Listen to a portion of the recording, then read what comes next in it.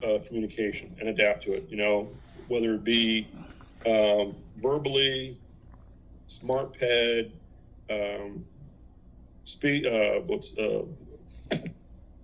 just lost it. Sign language, there it is. Sign language, drawing, writing. Sometimes, again, like one of the people said earlier, this person could write very well. Have them write it out. May not be able to communicate, but they can write. Whatever their best communication abilities are, tie into that. Don't be condescending or speak to them as a child. I hate to say it, but I can always tell when somebody's new in the field. Hey, little Johnny, aren't you glad we're doing this today? They have that tonality. Treat them like you would, like if I'm talking to Lindsay, I'm going to show her respect. She's going to show me respect. Talk like you would to anybody else. Don't talk in a condescending manner, because you'd be surprised how many people in our population pick up on that really quick, and they'll clam right up. As everybody mentioned too, read the ISPs or person-centered support plans. Know how the person communicates, any challenging behaviors. That's a key. You may want to find out from somebody in management if they're going through a cycle at that point. That's just a little safety precaution for yourself. Very, very rarely is there anything to be concerned about, but every once in a while you might come across something. Another one that wasn't mentioned is use simple questions. Again, we're not being condescending, but you may bring it down as far as some of the questions a little bit. How's your day been today? What'd you have for breakfast? And kind of get a feel for what they're able to communicate. What are your plans this weekend? And then, if they're able to verbalize that, then you're probably on a pretty good path to get a good statement. If they can't tell you what they have for breakfast, can't tell you what they're planning in the weekend, then you'll have a little better understanding of where you're at. Any questions about that? Y'all are doing a great job. You're getting there. I can see it. You're all getting there very well. All right. So I'm going to pass it on to Jim, and he's going to run like we did last night, run you through a few questions, and then call it a day. Let's get on to bigger and better things. Kevin, did you have a question? I just saw your hand up. I did. My technology's not working properly, but in terms of statements and those kinds of things, is it something that would be dictating in terms of our supported persons? Actually, push 85-90% of the time, you're going to be writing their statement for them. You'll be doing it in a question or answer form as far as their statement is concerned. And then what we do is that if they're pretty high functioning, we read it back to them, they approve it, they sign off on it. If it's, you're not really sure as far as their functionality, you would call a home manager or another staff into the room. You would read it to them. Home manager or whoever else would also sign that they were present as far as the reviewing of the statement and date it, and that way you're covered. Good question. Okay. And then my other question real quick, while my stuff's working, do you have a template you use for taking statements or what I'm saying? You'll get that tomorrow. Right. Oh, tomorrow. Okay, I got you. Yeah, okay. yeah. Not tomorrow. You'll get that Friday when the RIM training. And what we kind of do is, as you notice through this training, we kind of build on the next day. It's like we started off with some basic stuff. Okay. Each day we're lifting, we're raising the weights, we're increasing the weights. So each day we're building on the previous day. By tomorrow, it's going to I got this. You'll be much more confident as you progress.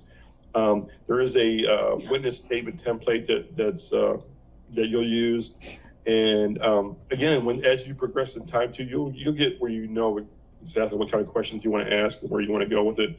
And again, you'll be really good at going through space and time, slicing that proverbial bologna, and you'll do wonderful. And we're here to support you all the way. As we go through this too, we're going to go ahead and make sure you have our names and contact numbers the last day if there's ever any questions. Okay, good. Fantastic. All right. I'm going to tell you the homework for tomorrow is read chapters 8 through 10. and then tomorrow we'll be taking a practice exam. You should have got that practice exam in the material that Tiffany sent you. Make sure you have it printed out, and you can take it, and we'll go over it tomorrow. Today I'm going to start at the top of my list that Tiffany sent me, and I'm going to ask everybody 2 questions. If you don't know, just tell me you don't know. If you want to guess, that's fine. But we'll make sure you get the right answer too, okay? So everybody's going to get 2 questions today. Some of them are from today, and some of them are from yesterday, just so we can go back and do some review. All right, Ms. Tosin, you are first on my list. She's like, no, I don't want to be first. Okay. All right. Go ahead. All right. True or false? Expert testimony is a type of opinion testimony. True. That is correct. True or false? A witness tells an interviewer she saw a man in the hallway. The interviewer's next question should be, what is that person's name?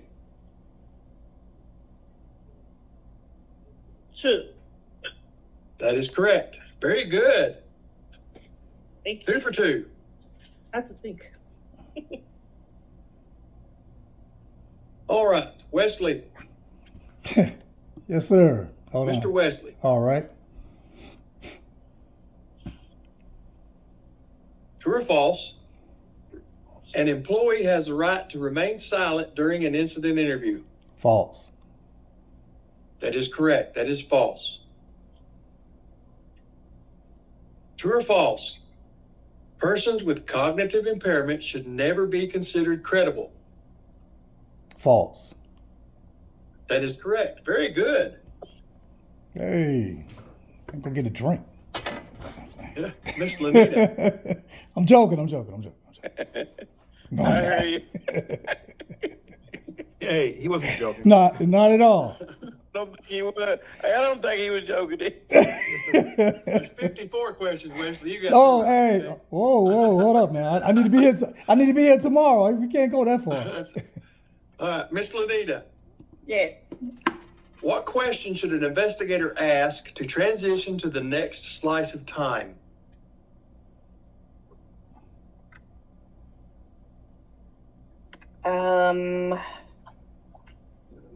I just saw that. What happened? Yeah, what happened? What happened next? That is correct. What happened next? Yes. All right. What are the exceptions to hearsay? I don't know. I have it right here. Okay. I don't Exceptions know. to hearsay are the admission and excited utterance. Oh my goodness, why did you just hit Tim? Yes. Remember that the exceptions to hearsay are admission and excited utterance. Okay. Miss Barbara, Yes. all right, Miss Barbara, what is the value of hearsay testimony? The value of hearsay testimony. It can lead to other questions. Right, that's correct. It provides the investigator a lead. Very good. Miss Barbara, what is opinion testimony? Opinion testimony is testimony of what you feel or what you think happened. Okay, it's when someone speculates about what happened. When someone speculates. Okay. Speculates They're is looking cute. for that word speculates, I think, when they ask. So opinion testimony is when someone speculates about what happened. Good job.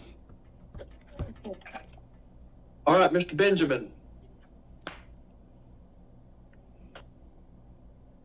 Mr. Benjamin, what are the 2 reasons for a person being declared incompetent to give testimony?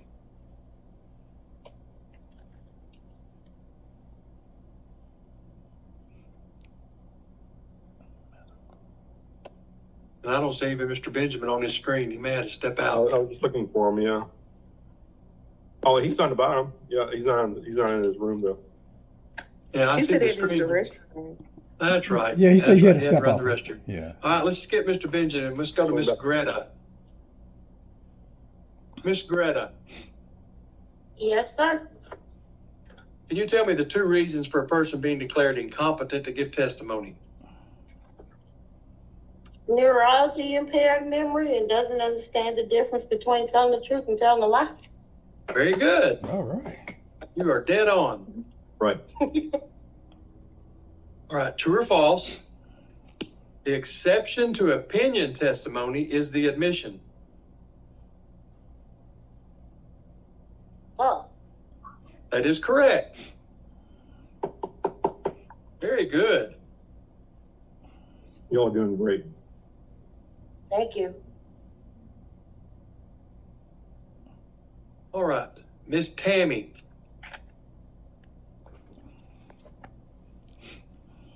Miss Tammy, what are you slicing through when you slice the bologna? Space and time. Well, specifically, it's time. Okay. Okay. It is time. That's the answer they're looking for. When you're Specifically. slicing the bologna, you're slicing through time. Just time by itself. Okay. What are the foundation questions, Miss Tammy, in slicing the bologna? Who, what, when, where, and why? Okay. Remember, what did you see? Who did you see? And what did you hear? Those are the foundation questions. What did you see? Who did you see? And what did you hear?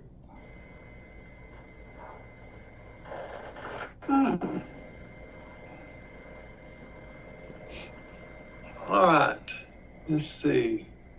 Did Benjamin come back? He's not back yet. I don't see him. Okay. And we'll write these questions down as we go. They're good study material. Mr. Andrew.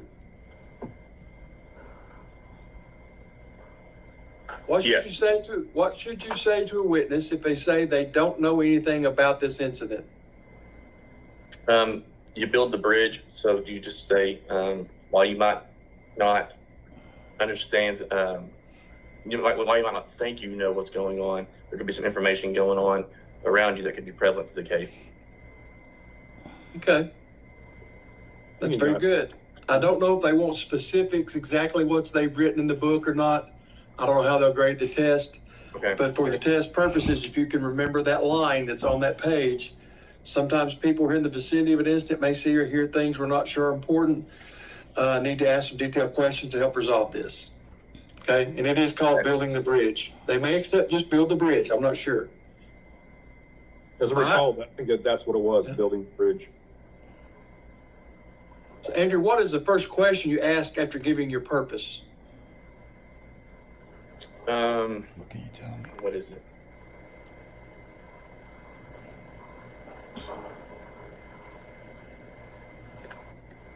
The first formal question.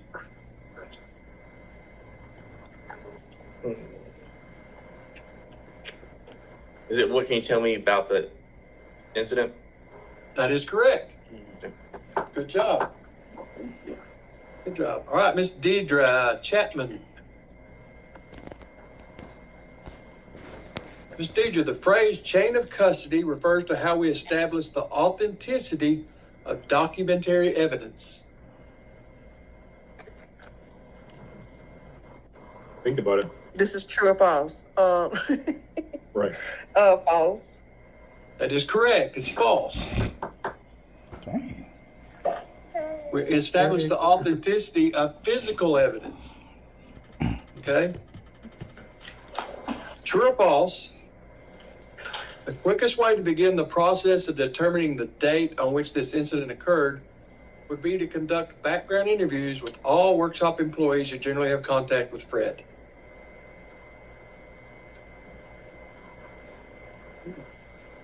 Can you repeat that? I will. True or false? I think it's false, but you can repeat it. Yeah. The quickest way to begin the process of determining the date on which this incident occurred would be to conduct background interviews with all the workshop employees. And you're correct, it is false. We do exploratory interviews, okay? We do exploratory interviews when we don't have date time. Okay. All right, Kevin. Yes, sir. What Can I should an choose my- investigator do? Questions? Yeah, what should an investigator do before collecting any physical evidence?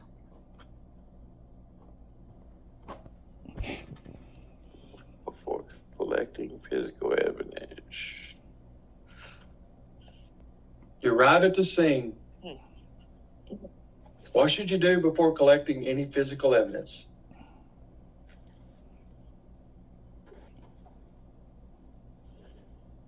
I'm thinking like a police officer, so I don't want to. Okay, you're going to interview the reporter. Interview the reporter. Yeah. Okay. That's before we start gathering any evidence or even looking at any evidence. We're make sure the room's secure, but we start our interviews first.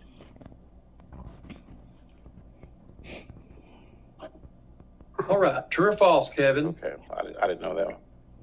Okay. When collecting physical evidence, it would be appropriate to place a belt in a plastic bag.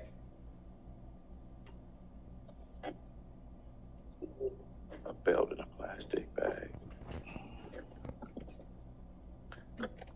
I would say no, because belts are the material are kind of porous. So I would say false or no. Now, belt is not organic, so it would be true. Yeah, you're thinking Oh, too much into it. You don't have to think so much into it. Anything that's organic, basically brown paper bag, anything else, Organic. Okay. plastic or anything like that.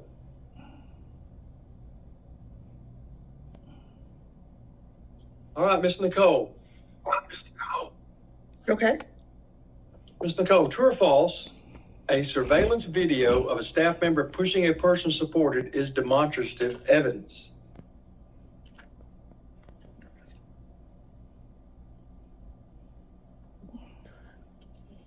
I want to say true. It is false. Okay? It's a video of, it would be documentary because it's a video of the action. Can you explain that a little further, please? Okay? When an action is like testimony, Mm-hmm. right? So if you're videotaping an action and you need to save testimony, how do we save it as?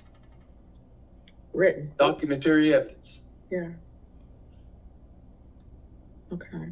Okay, it's not physical evidence. It's showing an action. It's showing the actual action, so it's testimony. So therefore, it's documentary evidence. Okay. I know that's confusing, Mm-hmm. but we preserve testimony. I think you presented it pretty well, Jim. I think, because what we're doing is when you're taking a statement, testimonial evidence, when you write it down, it's documentary. When you have a video like that, and it's basically the same thing, it's the action or the event that occurred, the same thing as taking a statement. It makes it documentary. Okay. Good job, Jim. All right. Let's see here. One more, Ms. Nicole. The best way to describe relevant facts is that they have the potential to help find the truth. True or false? True. They have the potential to describe and explain what occurred. Yes, true. That is true. Very good. Good job. All right. Miss Laurie. True or false? In cases where the agency knows that the local police are going to conduct an investigation, the agency investigator should assist the police as requested before the agency investigation. True. That is true. I knew she would know that one. True or false? A radiology report analyzing the result of an X-ray is demonstrative evidence. False. That's true. That is correct. What kind of evidence is it? Documentary. Very good. The X-ray itself is demonstrative. but the report about the x-ray was documentary. Very good, Lauren. Yeah. And that's a good one to write down if you hadn't done so already. Miss Jennifer.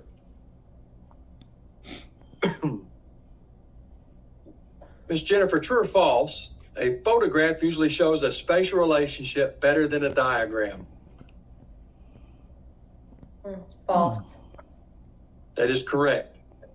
A diagram will show spatial relationships better than a photograph. Miss Jennifer, true or false? Any kind of small talk is inappropriate. False. False. That is correct. Very good. Mr. Abdul.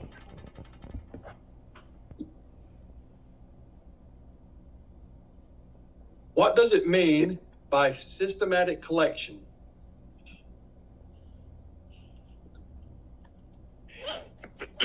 It is when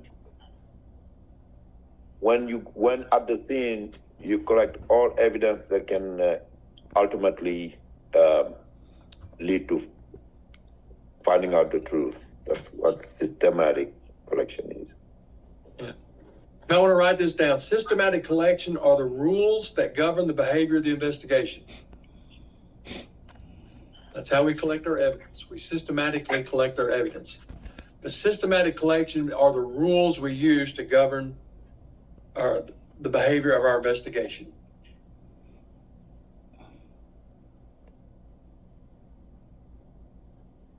Mr. Abdul, what is the order of witness interviews when you arrive on the scene? It is the reporter, then other witnesses, and you end with the alleged perpetrator. Yes. So it's reporter, then the victim, okay, and then eyewitnesses, circumstantial witnesses, and then the alleged staff. Very good. Very good. Miss Gloria. Yes. When do you conduct an exploratory interview?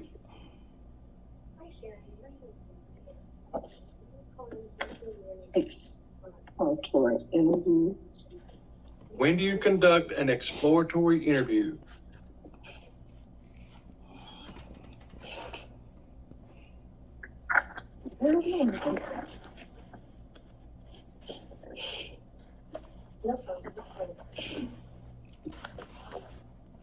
Is only when a writ lacks time, space, detail? Correct. Lacks When there's time. no time and space. Very good. Miss Gloria, what are the reasons for a follow-up interview?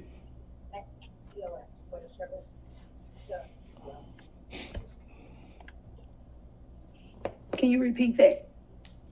What are the reasons to do a follow-up interview?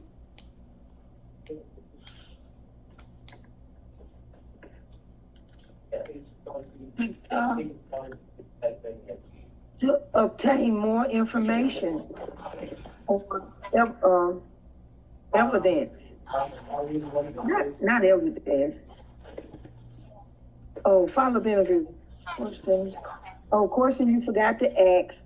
Questions about new issues raised since early interview and resolve discrepancy or evidence or conflict. Very good.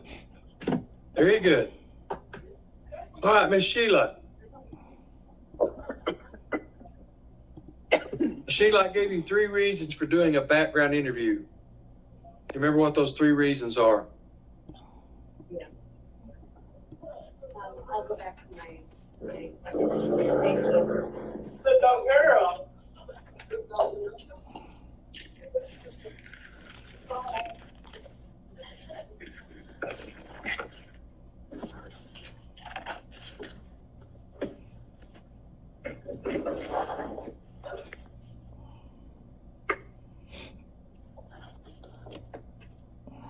Miss Sheila.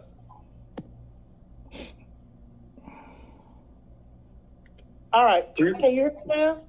the 3 reasons for doing a background interview. So you would do a background interview to collect testimonial from someone who was not there or about the scene of the incident.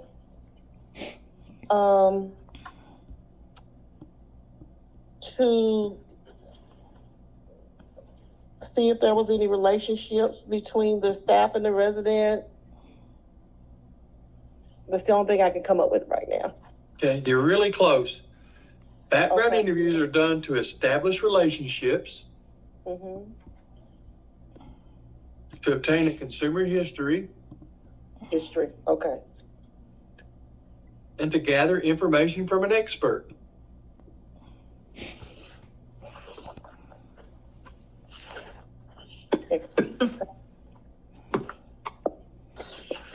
All right, Ms. Sheila, if you're the investigator and you arrive on the scene, Mm-hmm. what are the tasks you're going to perform in order? So I'm the interviewer and I arrive on the scene. You're the investigator. You arrive Mhm. there. What are you going to do? I'm going to interview. I'm going to take pictures. And I'm going to talk to the person who made the report. Okay. That's real. It's real good. You're on it, but they want it to be in order. So let me give you the order, okay? Okay. When you arrive on the scene as an investigator, you're going to speak with the supervisor. Okay.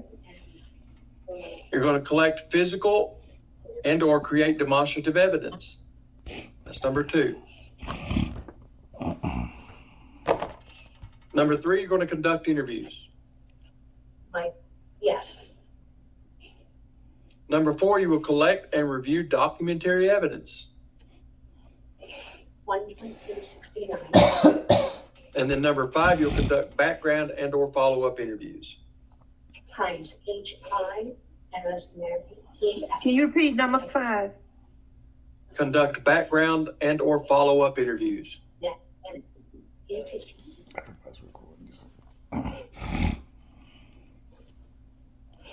Sure, 561 935 711.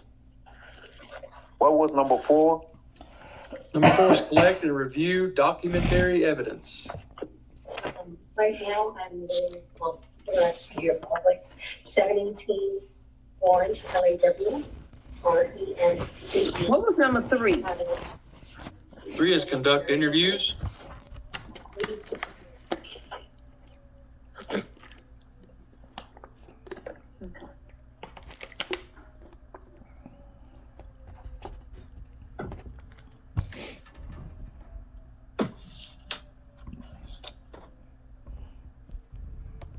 All right, Miss Deborah.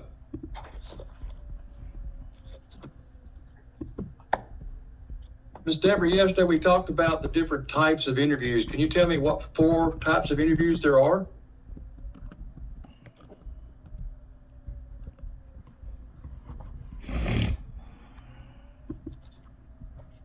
Or forms.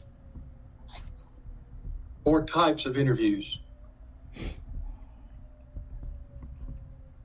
We're not talking about 4 forms of evidence. We're talking about types of interviews. Okay, sorry.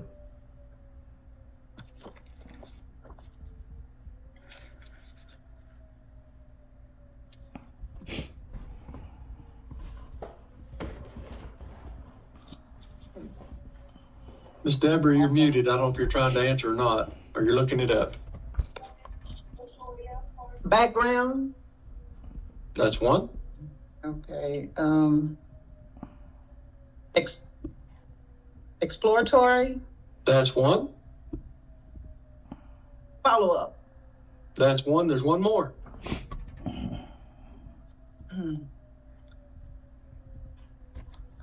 I think Wesley had this question yesterday. Incident. Incident. What is it? Incident. Incident. Very good.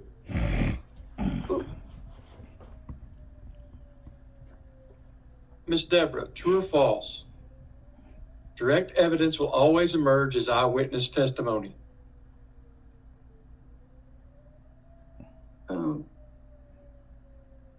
Repeat that again. Direct. True or false? Direct evidence will always emerge as eyewitness testimony. I want to say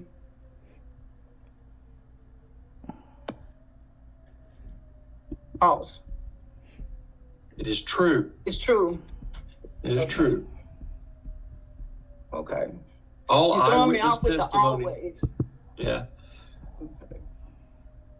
Well, eyewitness testimony is always direct evidence. If somebody sees what's happened, they're always a direct witness. And that's the only form of direct evidence. Let me ask a question on that one, because sometimes I get confused on this. Because I know we talked about sometimes they could communicate it incorrectly or something to that effect, or they don't remember it. Right.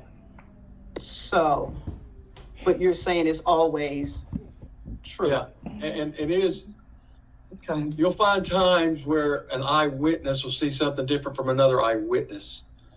And it's your job to resolve that conflicting testimony. And that does Okay? happen. And it does happen. You'll have to go in then and ask more questions. Well, why did you say it happened that way? Then you look at, was that staff closer than this staff?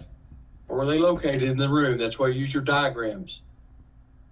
And then you determine based on your investigation and the facts you collect, who is more reliable than who is not. Okay, so if they're an eyewitness, they're always direct evidence. It's always direct. All right, Ms. Lindsay.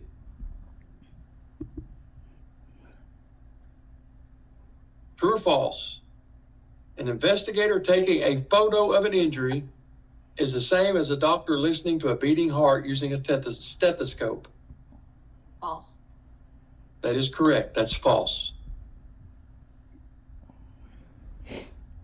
The photo of the injury would be demonstrative, and listening to the heartbeat itself would be testimonial, because it's an action. You're listening to the action. What type and form of evidence, Lindsay, is your 5th grade school picture? Top. Hold on a second. I got it. The top is going to be circumstantial. Okay, Is that right? that is correct. And the form will be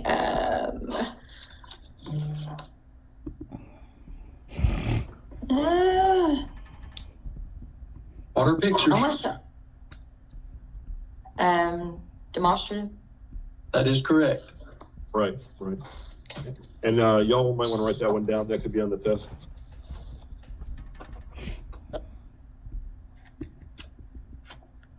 Miss Danielle.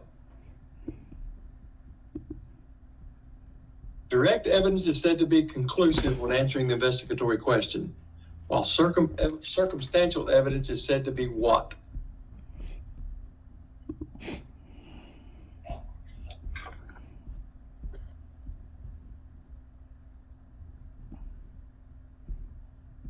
If direct evidence is conclusive, what is circumstantial evidence? Is it compelling? That is correct. Good job. Good job.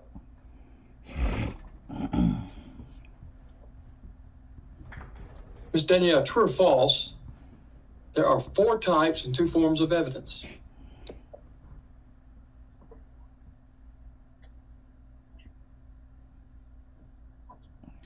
False. True. That is correct. Remember, 4 forms and 2 types, FF and TT. That's the easiest way to do it. All right, Mr. DeCaria, and I hope I'm saying that right. What are facts? What are facts? Yes, ma'am. What are facts? Facts are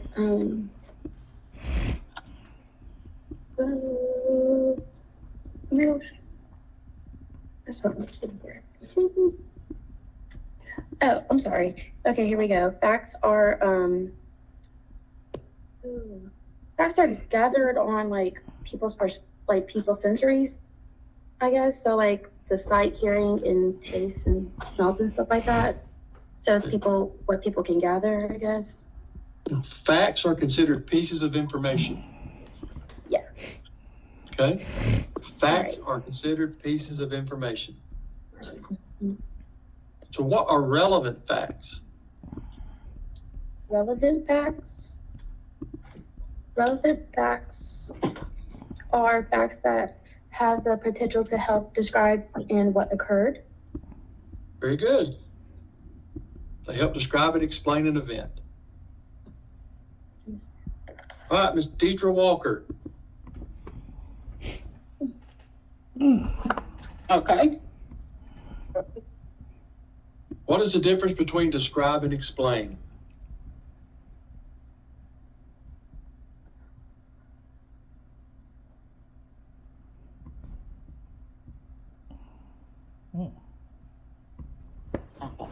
Let's see.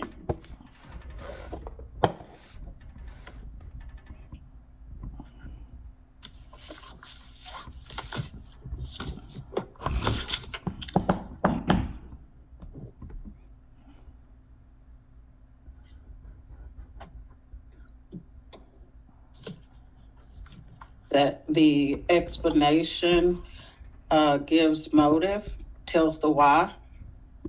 Okay. What does describe tell you?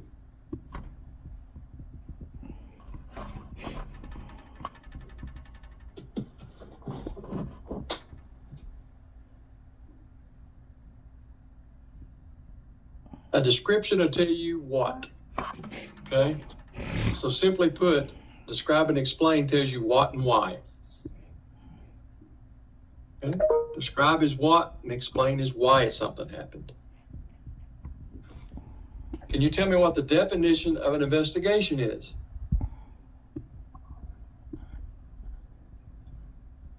An investigation is a systematic collection of facts to describe and explain an event or series of events. Very good. Very good. All right, did Mr. Benjamin make it back? Yes, he's back. Mr. Benjamin, 2 questions for you, sir. Let's see. Which form of evidence changes the fastest? Physical.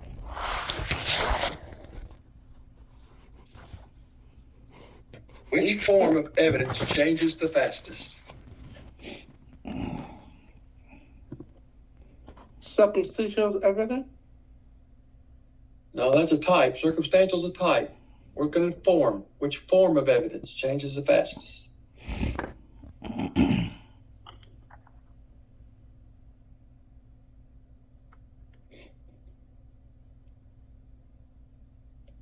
Okay. Remember, physical evidence changes the fastest. Okay. Physical evidence can be affected by the environment. It can be affected by staff in there walking through. It can be affected by rainwater. If it's ice, it'll melt. Some staff will come in and clean something up, not even knowing there's an incident that took place. Okay? Okay. So physical evidence will change the fastest. One more question. True or false? Testimonial evidence is preserved by creating demonstrative evidence. I would say true. Okay. That is false, sir. Remember, testimony is preserved by documentary. Okay, remember that. Testimonial evidence is preserved by documentary evidence. Physical evidence is preserved by demonstrative evidence. Those are just a few things you need to know. You'll probably see that again. Can you say that again, please? Testimonial evidence is preserved by documentary evidence. Testimonial evidence is preserved by documentary evidence. And again, that testimony can be what you see, what somebody acts out in front of you.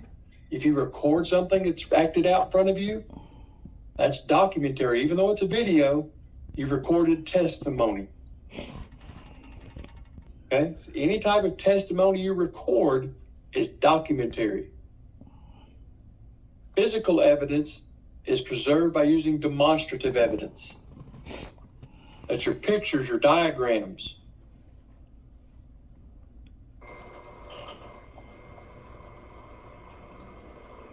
Okay.